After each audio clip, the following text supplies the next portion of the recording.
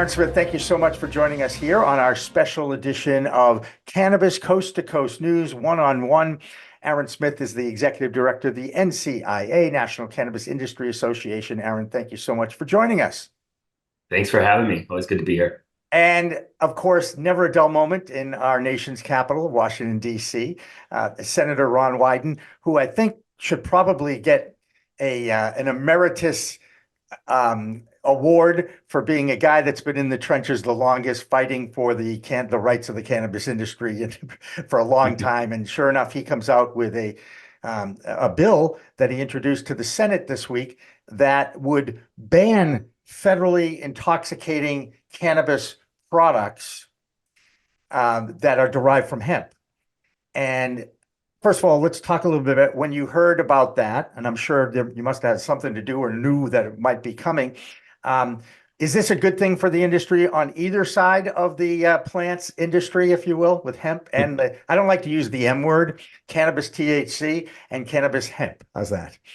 Yeah, well, to be clear, it doesn't ban hemp-derived THC products, but it puts them under the control of FDA and TTB, so that there's federal regulations wherein these products need to be tested just for purity and potency. You cannot use dangerous chemicals in the process of making the products. They need to be labeled. There's going to be dosage caps, like similar to what you see in the States.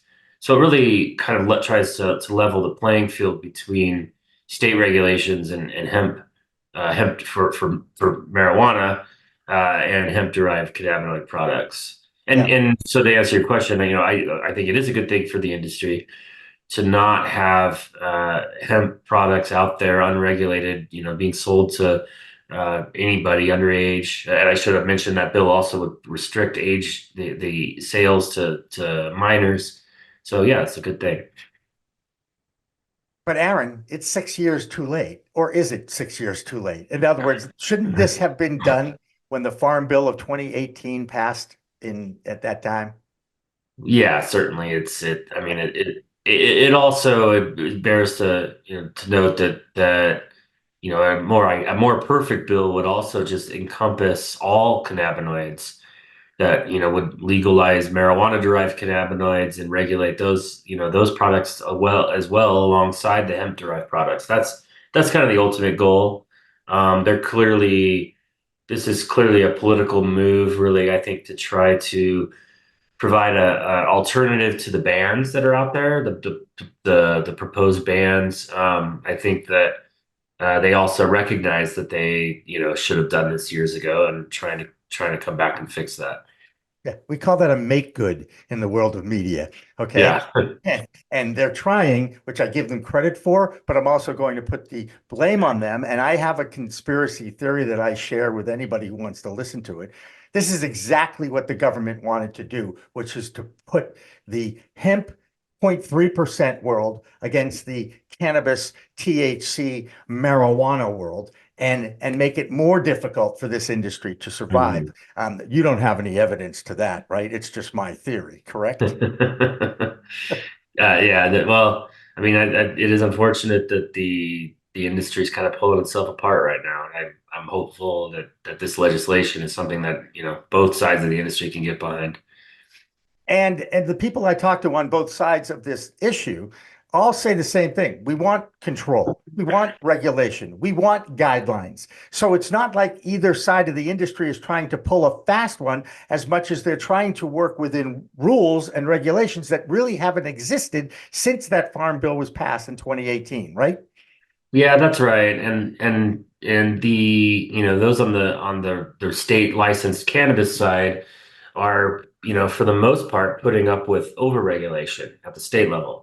Mhm. And so, we pass these laws saying we're going to treat cannabis like alcohol. Turns out we're treating it much more strictly than alcohol. Mhm. And then the hemp comes along and it has, effectively no rules. And so there's really a lack of parity there that is unacceptable. So, really we need less regulation on the marijuana side and more on the hemp side, and try to find a middle ground there.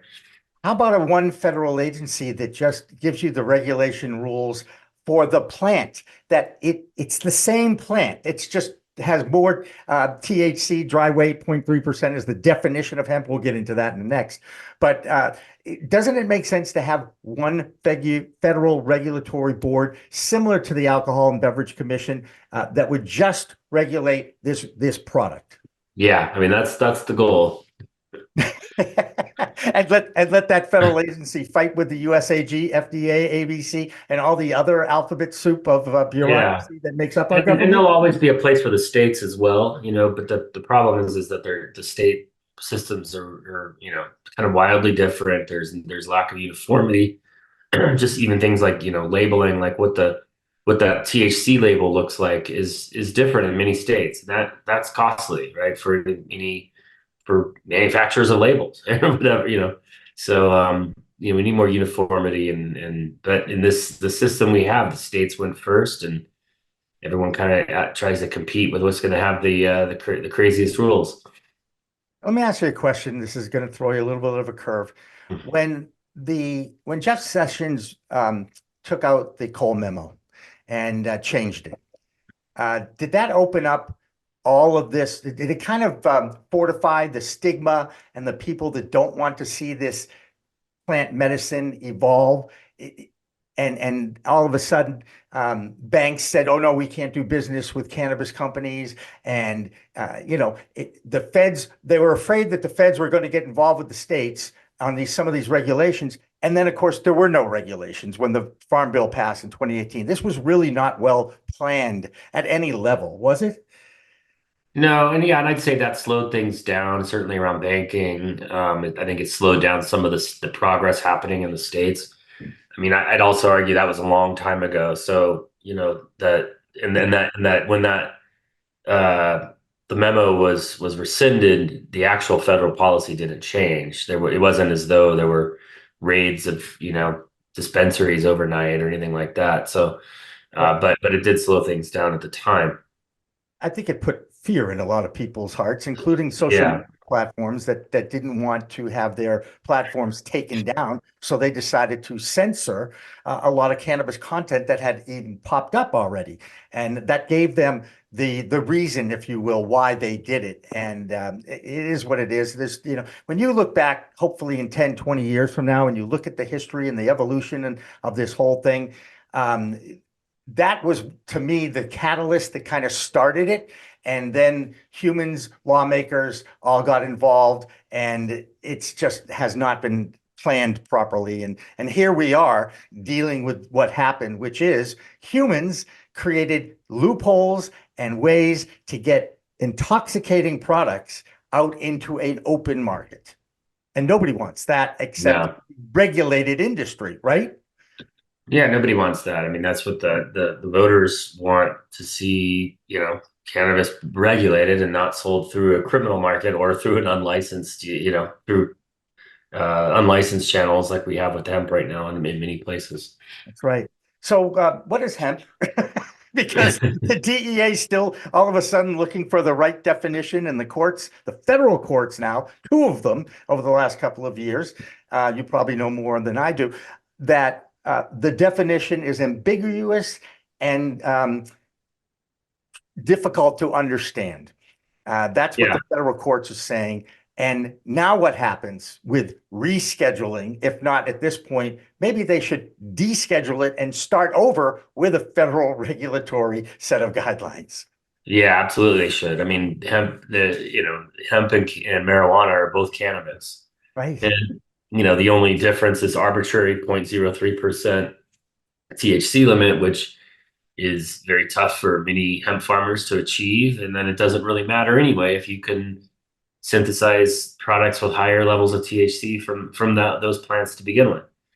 And when inflamed, the THCA world become an intoxicating product. And it just, everything relates back to sports with me. The cheaters were always ahead of the testers when baseball had their steroid era. Right. The same thing is happening. It's human behavior. I get it. Everybody wants to make a buck on this, and everybody's looking for loopholes and corners to cut and all this. That's human nature.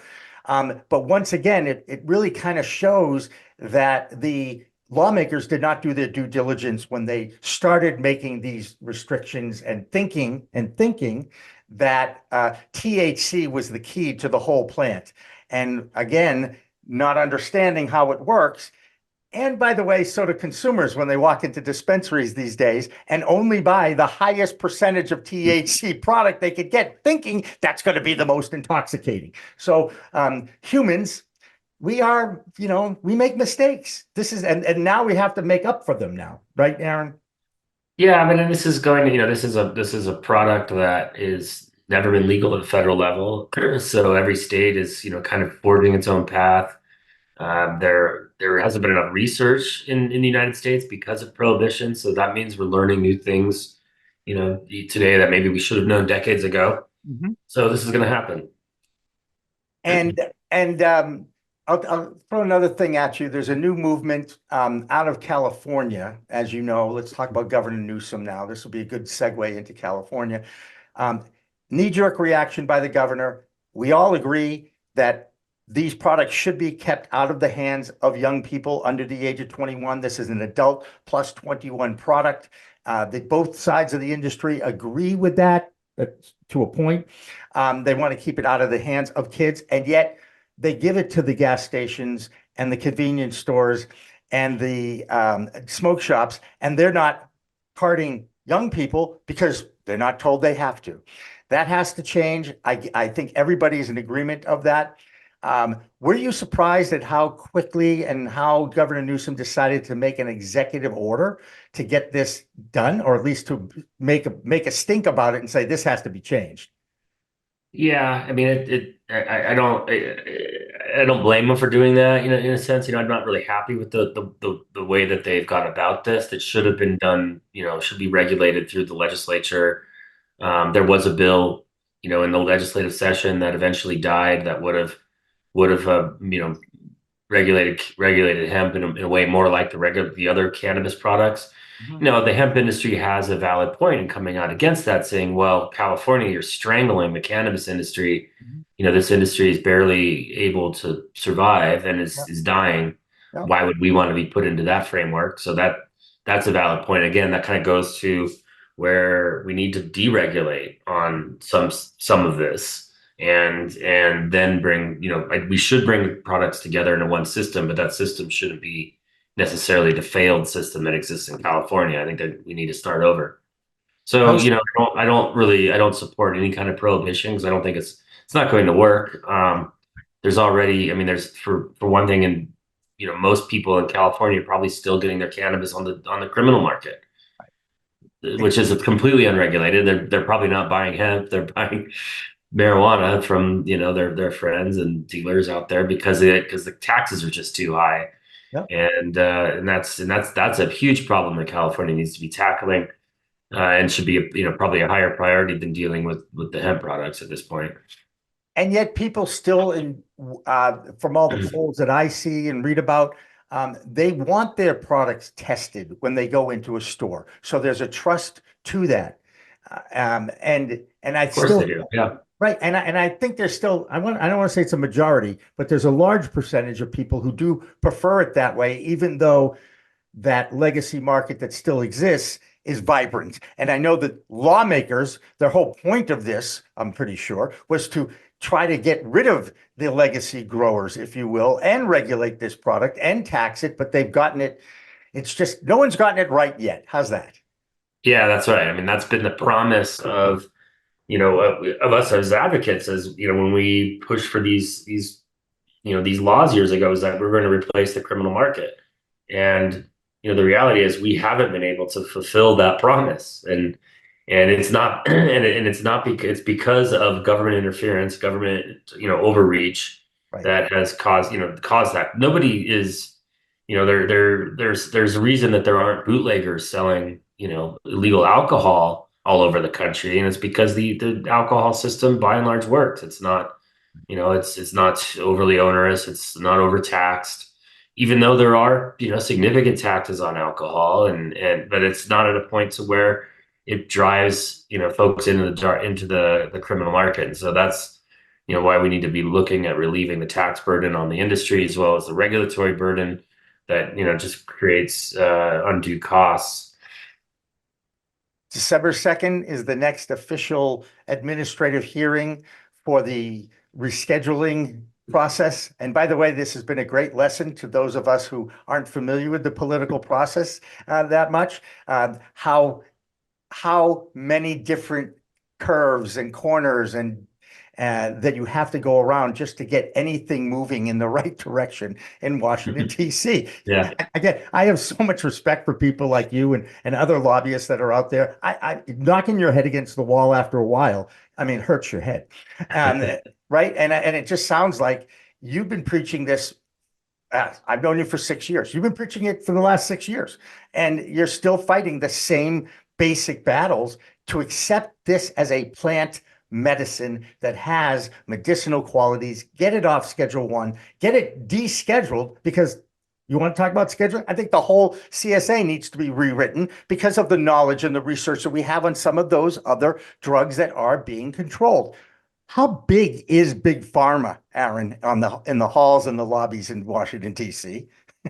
Well, I mean, the Big Pharma has hundreds and hundreds of lobbyists. I mean, and cannabis has a small handful of 3 or 4. Right. So that's and it's not just Big Pharma. If you think about any industry, Yep. has more lobbying firepower than we do, and that's part our own responsibility as an industry.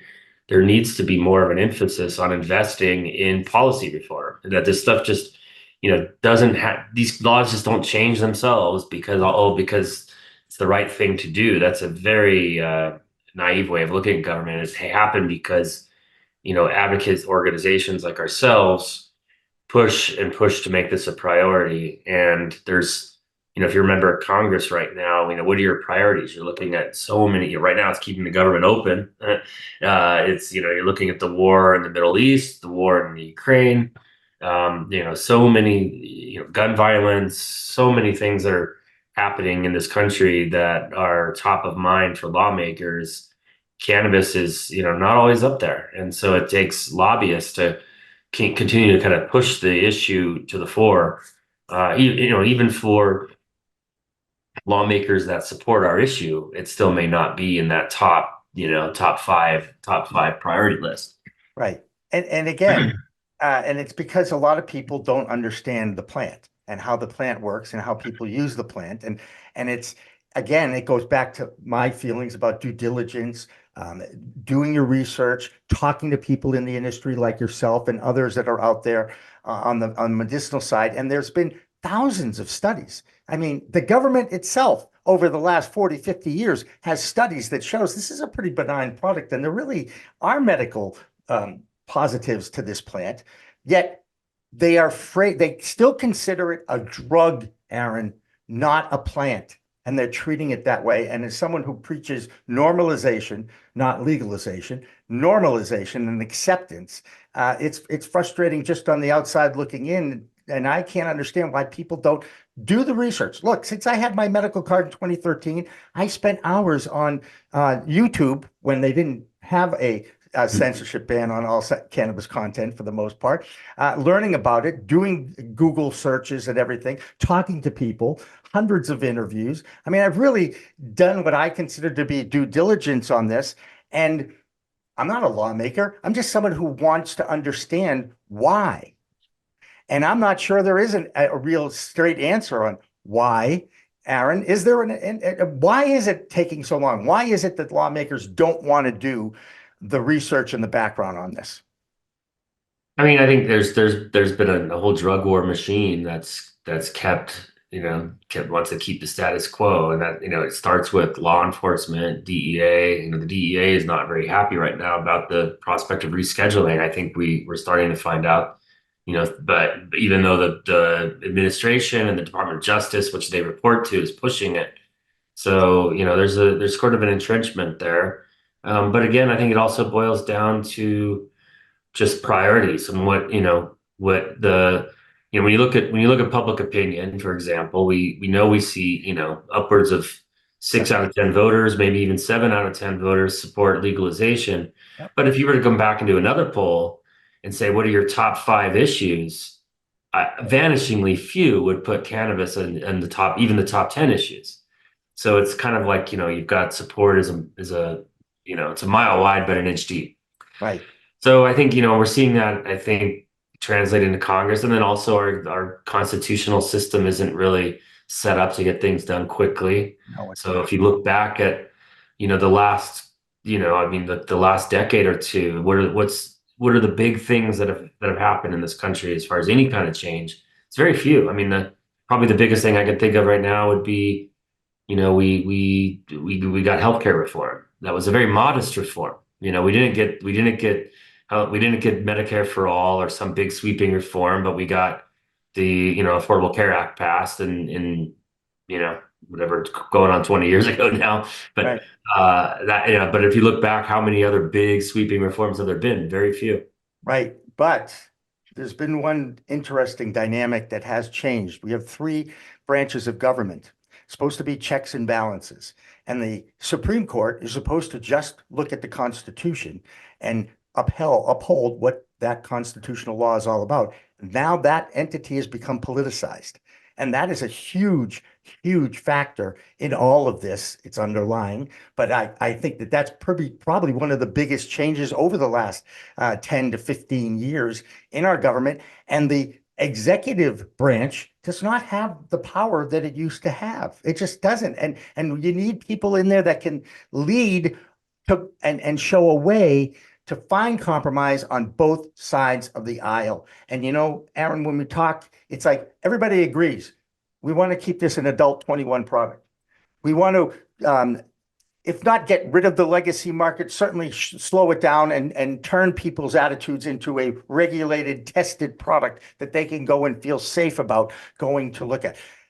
But human nature being what it is, everybody's got to take sides and everybody points fingers right now. And that's a tough thing to deal with. I go back to what you guys have to do. I keep thinking that there's going to be a win somewhere because I'm an optimistic guy.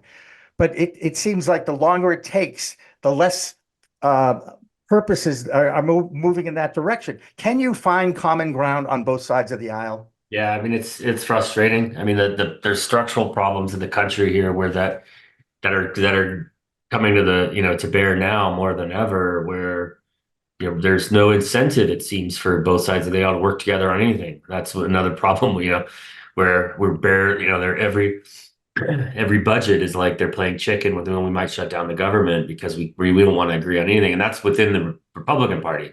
Right. So then I think cannabis is kind of falling victim to that. It is very frustrating. You have to look back at this as a very long term, it's a very long game, and see that we have made progress. I think rescheduling there's a good likelihood, and that's going to be a big victory. But we're just keep fighting. Hopefully not the rest of our lives. That's right. No, well, hey, look, I know I have a lot less than you have. So, because I'm a lot closer to the end. But it is what it is. It's our system. Everybody says anyway that this is the greatest system in the world, and yet there are plenty of issues with it. I don't Well, like we have the states. I mean, that's what right. that's where we've seen all of this progress, is that the fact that our states can, most countries, states can't go off and do their own thing that departs from federal law. That's something that's pretty unique to the United States, and it's allowed all of this to happen while Congress has sat back and done nothing. So Right. that's a good thing. Right. And then you've got states like Texas that now have kind of a revolt among the cities and towns that are looking to decriminalize the plant in opposition to what their state leadership wants. Yeah. And, so it's what a crazy time, by the way. This is one of the reasons why I love and I'm so fascinated with the industry, because it touches on so many elements to our society. It really does. And I give you guys a lot of credit, and I appreciate you taking the time and giving us. Yeah, thanks for having me. Always a pleasure, sir. And I hope we can continue this in the future. For sure. We are Pro Cannabis Media.